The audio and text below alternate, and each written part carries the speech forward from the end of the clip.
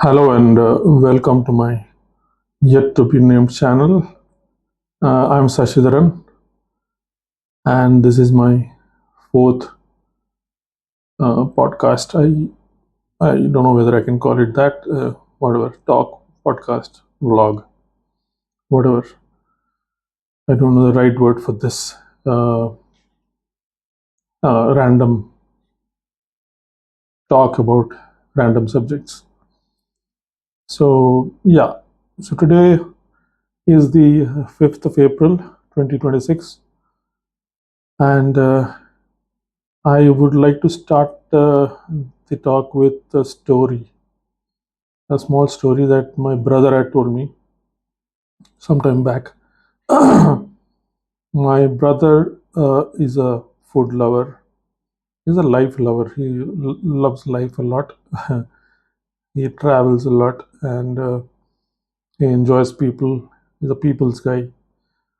He has hundreds and hundreds of friends and he has a good equation with all cousins and all relatives, and um, he never misses um, a celebration or a wedding or a death or anything. He's a good person in the society.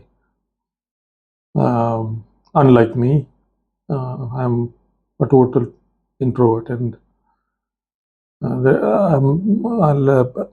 talk about that later. So my brother, being a good food lover, he loves good food. He wants authentic taste, and he tries all kinds of food. And uh, he is very picky about good, tasty food. He doesn't like bland food and all that. It has to be made in the proper way. The taste and the spices and the salt and the smell and the texture and all should be perfect.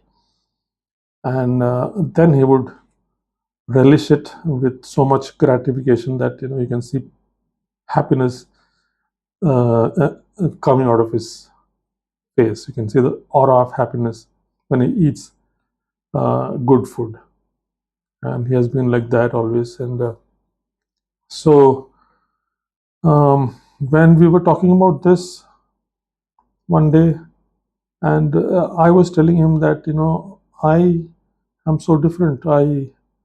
I'm not. I don't have great sense of taste about food. I don't like spicy stuff. I like bland food. I have very limited uh, a very limited menu of things that I can eat. I mean, I can't go beyond. I don't like to experiment. And so we are brothers, but we are so different, opposite actually. So we were talking about this, and he came out with the story about Ramakrishna Paramahamsa, the great saint, sage uh, uh, from West Bengal.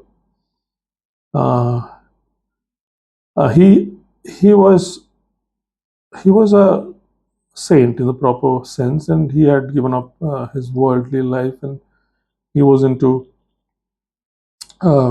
meditation and his spiritual thinking, and he was into um, his pujas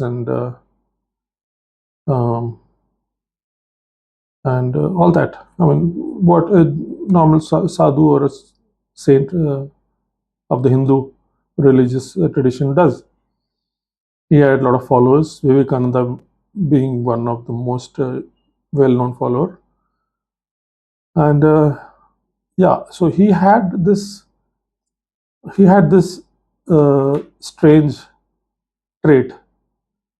The trait was that he was very particular about his food.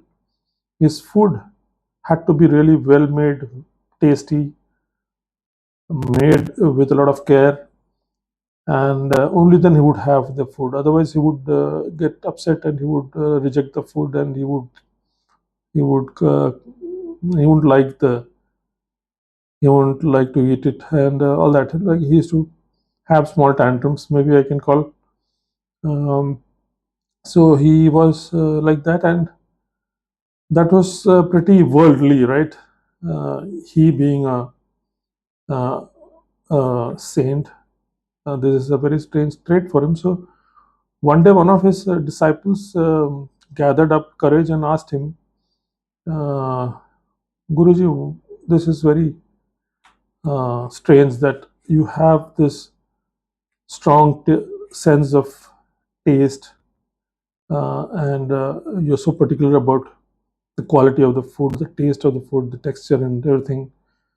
And you get upset when the food is not to your liking.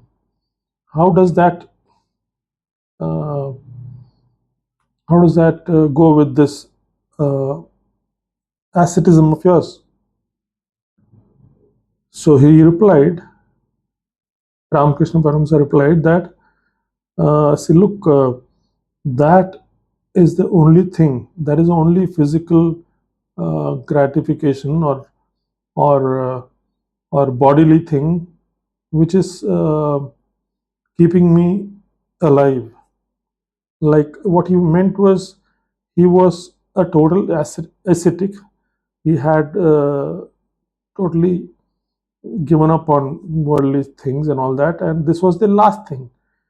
Like, if he gave up this also, then he would have to he would have no connection with life. He would maybe go ahead and um, um, give up on life, like some saints do. In the end, they decide that enough is enough, and they just go into a samadhi, and then they pass away. And so Ramakrishna Paramita said that this is the only thing which is keeping me here. So if I leave this also, I won't have any reason to be here anymore. That really was enlightening for me. That thought was very striking for me, and I kept thinking about it, and I realized that yeah, gratification through food uh, is an important part of the human condition, or being human, or uh, being a human being. It's a very important aspect of life, and so I thought I should talk about that. Um, I think I have something to say because I have um, done something with myself um, over the last 5 6 months, um, which I find very difficult for normal people to do. I'll get to that later, but let me start with this. That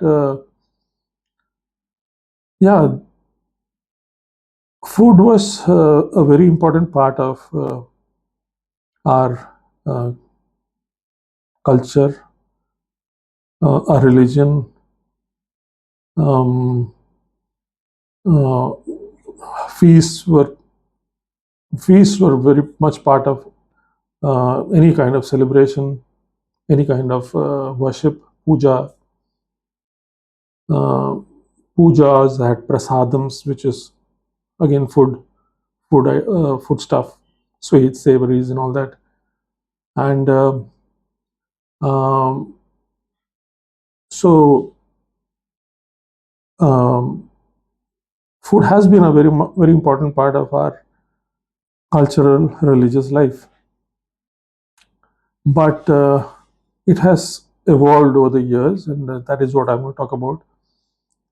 See, look, we were a totally agriculture economy, say 100 years back, 200 years back, and output was less, famines used to come often. Uh, so the availability of food was not there. So so the villages. I mean, everybody was a villager then. Farming communities, I can call them. They only a few, the landlords or the royalty or the priesthood, they could hoard foodstuff. They could hoard grain. They could, they could exploit these people and um, mm, hoard paddy and stuff for the whole year, and they didn't have to uh, worry much about food. But the rest of the people, most of the people, 90%, 95% of the people were all working class people stuck in this caste hierarchy, and for them, uh, the availability of food was not guaranteed. Um, there, so, so the only thing they could have was whatever the paddy that the landlord would give them, and they had to survive on that, and maybe a little bit of vegetables they would farm in their house garden or whatever.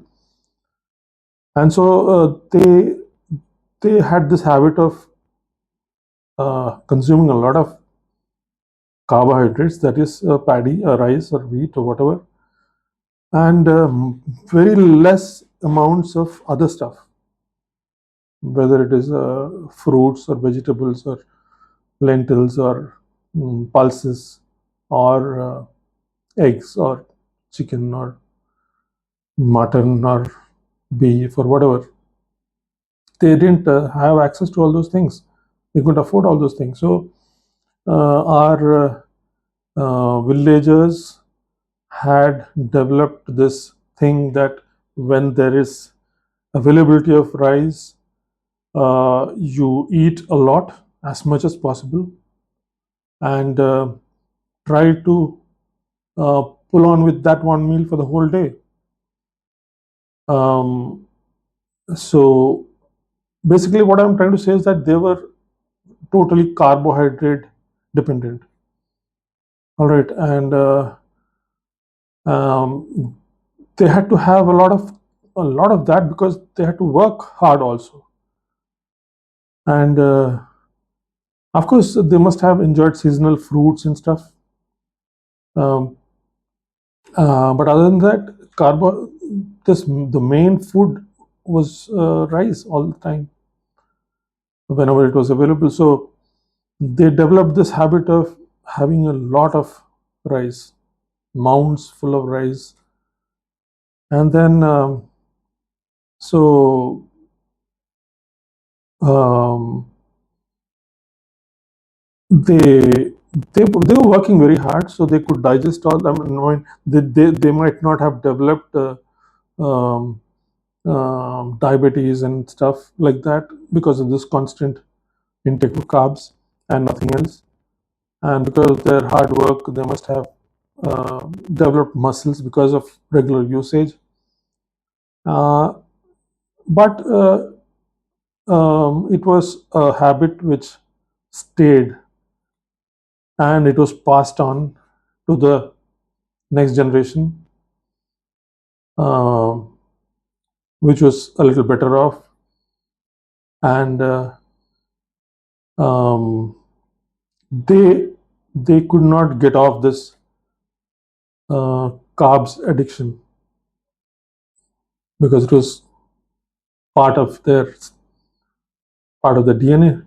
I could say it was inherited, and also um, uh,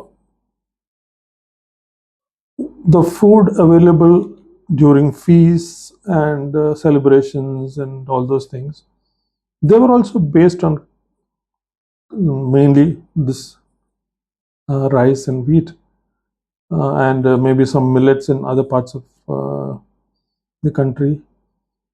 Uh, but it was always this um, huge quantities of carbohydrates in different forms. And uh, on a daily basis, they were having this, and on occasions or celebrations or um religious festivals, they were again having the same thing. And when we slow urbanization slowly started, industrialization came to India, and slowly people started moving to the cities, and availability of food was there. There was no um, there was there was a guarantee that food would be available, that it would be available in the shops, and you could buy. If you had a job in a factory or a industry, you could go and buy your food, and there was uh, no need to hoard stuff.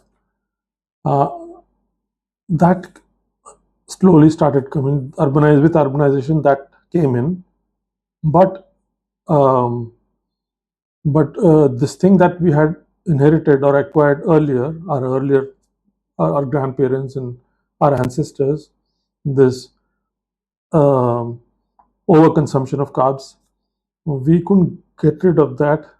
That habit stayed, and the city people, the urban people, they carried on having a lot of carbs, and sugar came in by then, and mm, easy availability of vegetable oils came in, and so our society started making different kinds of sweets and savories, and started eating them on a regular basis.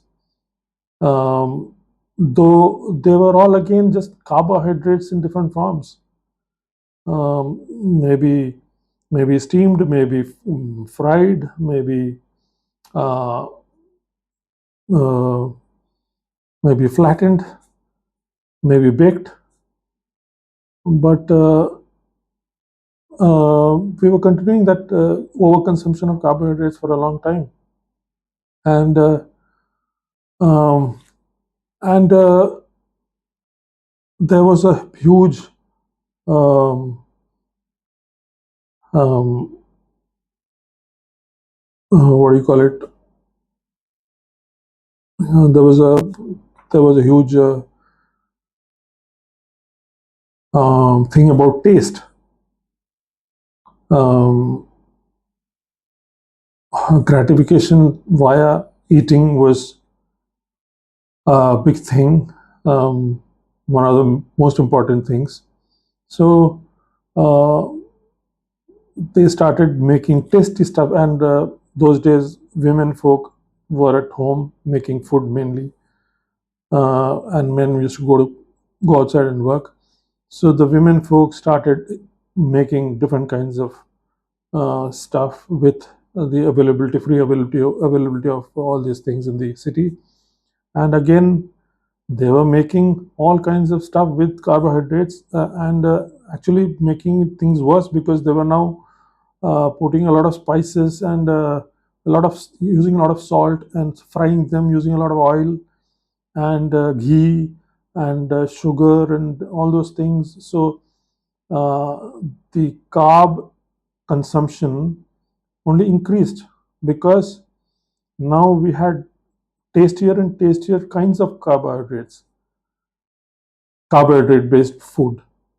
And so um, that whole generation, I would call it my parents' generation, um, were the generation which first got out of the villages and got into cities and got jobs and got employed and got a regular salary and got the mm, got things easily. Whether it was the fuel, they started using LPG gas and all that, so cooking became easy for the ladies, and there was easy availability of basic things like salt, sugar, oil, rice, wheat, and lentils and pulses. And so they started experimenting or creating, recreating old savories and sweets and stuff like that. And they consumed a lot because that was the first generation. They were like, they had just come out of uh, um, very limited food available to them. So once they saw this free availability of food and different choices and tasty food and all that, they were consuming unhealthy amounts of carbohydrates and oil and uh, a lot of salt, sugar, and then those parents um, had problems, had started getting problems like diabetes and blood pressure and obesity and all those things which come with obesity. They all developed those things, those lifestyle related or food related illnesses, and then we inherited the same kind of uh, food habits from them. But then by the time we became adults and we set up our homes, things became even more easy. Everything was available, and this broiler chicken had come in, where chicken had become very cheap. So eggs had become available and very cheap because of those huge farms, broiler farms. And so we inherited the parents' habits of our regular Indian mm, thali. If it was south, it would be rice with sambar and some vegetable fry. The rice would be the main portion, and and it would go with sambar. It was like how to eat rice with different things. How much? How could you increase your rice intake with different uh, kinds of curries? So the curries were just a stimulant to make you eat more rice. So a normal South Indian thali or a normal South Indian meal or a feast would have a lot of rice. Then they would have rasam and sambar and dal and some uh, fried vegetable and and a thing called papadam, appalam, which is papad in Hindi, which is nothing but crispy. Then we would have pickles, and then we would have payasam, that is kheer, which is nothing again but some carbohydrates with some milk and sugar. And so that was the thali, or that is a plate that we inherited from our parents, and we went along with that and didn't think much of that and just went along with that. And then we added, as we grew older, as we came to 30s and all that, when liberalization happened and everything opened up, um, uh, the markets were full of ready-made stuff or ready-to-eat stuff and ready-to-process stuff. And so we started bringing all those things also into the food system in the house. Um, and so there was a little bit of uh, protein and stuff coming in, but then they were also just reasons to eat more carbs. Like you have a biryani, and because not not because of that small little uh, chicken piece which is there. We eat biryani because it's rice. in a very tasty form, spicy, tasty form.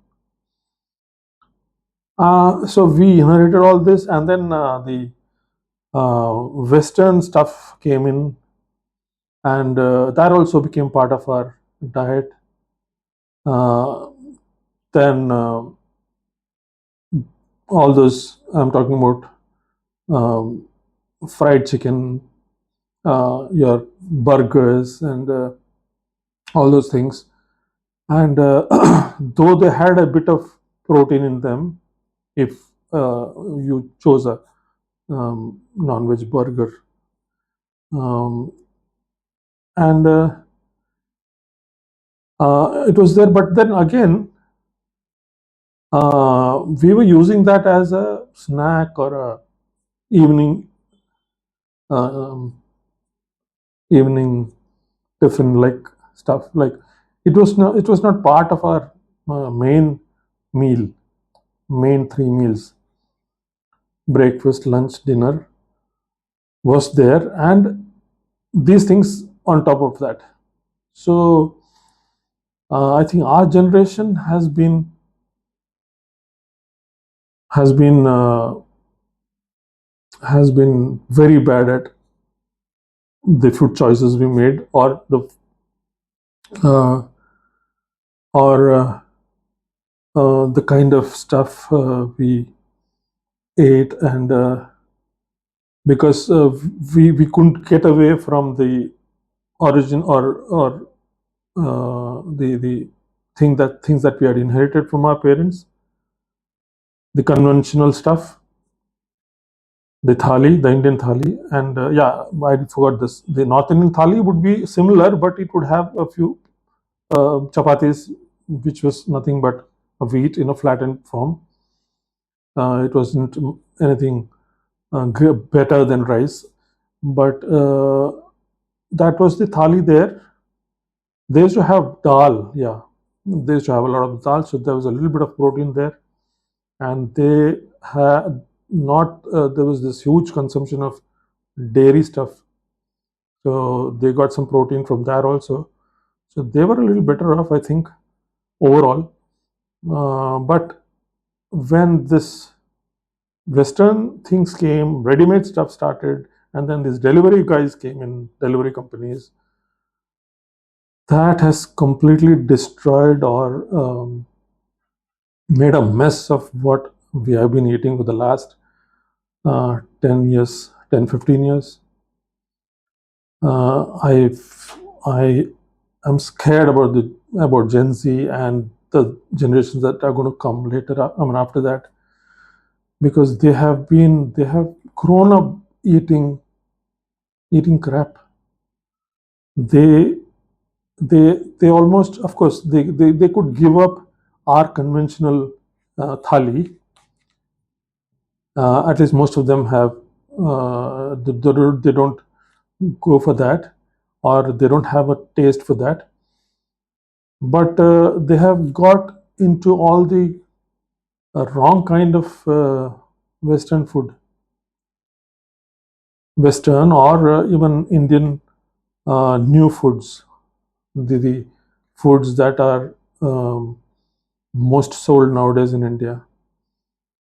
They they are not good for health. They contain a lot of salt, and they contain a lot of oil and spices, and very little of nutrition for your body. Uh, and I we have our generation. We all have.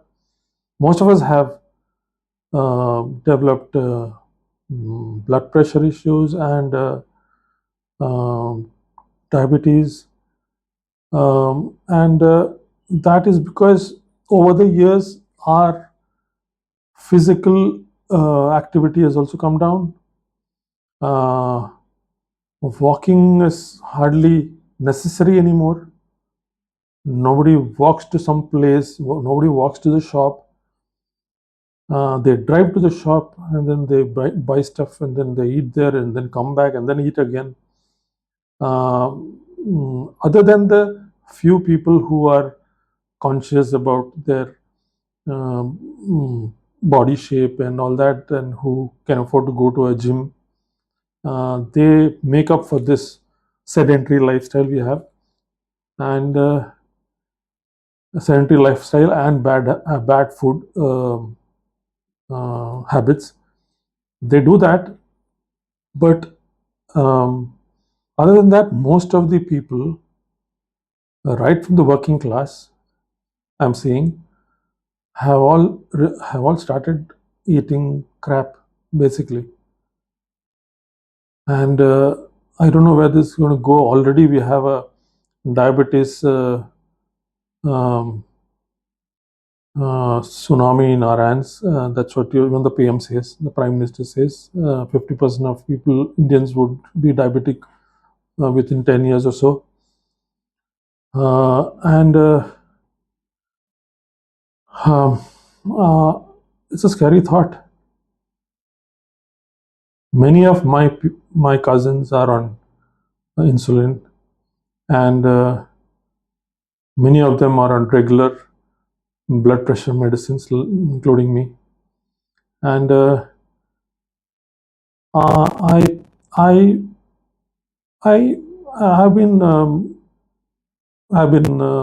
pretty disciplined about food, because like I said, I was not a great food lover anyway. So I was very controlled about having food. So I might have uh, saved my body from too much of torture. I think so. And I was not a smoker. I've never been a smoker, and I never been a drinker. I mean, I've had the odd alcohol sometimes, um, maybe in my 40s and 50s, occasionally. Other than that, I have never had a relationship with liquor or alcohol. So that way also have saved my body. Those are the good things, and I have always had this urge to walk a lot every day. And yeah, other than that, I haven't been to gyms regularly, or I haven't been doing resistance exercises on a daily basis. So I don't have great muscles and stuff. But um, but yeah, this I thought everything was okay with me. I could just get by without any checkups and stuff. Both my parents died of cancer, so that was a possibility for later life or any time. My dad, I'm sure my dad's cancer was related to his lifelong smoking, and my mom's, because of a lifelong neglect of her health. She was a poor eater. She was she hardly had proteins. She had ulcers sometimes of the stomach. I I think she neglect was the main thing. That of course she lived till 84, but ultimately cancer took her. So I have that cancer runs in the family. That thing is there for me and my siblings. That, and my children also. That possibility is always there, but otherwise, I thought that we people, me and my siblings, were all well covered as far as food habits and um, inputs to the body were concerned. Because my brother also is a non-smoker, non-drinker. My sister, of course, she has led a pretty disciplined life. She's a teacher, so um, hogging was never part of her lifestyle. I've never seen her Yeah, but she has other issues. But I thought we were quite covered as far as the food related diseases, the lifestyle related diseases and things were concerned. But I was proved wrong last August, September, I think, when my brother, who was a very active person, unlike me, he would be on his feet all the time. He would trek and he would go for big trips. He would he could sleep anywhere. He could rough it out anywhere, and I think he has traveled all over India, and he would pick up the most difficult trails or difficult ways of going to places, not the easiest way, never. And he would go through that torture. He would torture his body a lot, and then he would come back and he would be all right. He would be fine. He would go on with his life, having nice food. And like I said, he was a good food lover. He's a food lover. So, but his food intake was mm, always very limited, disciplined.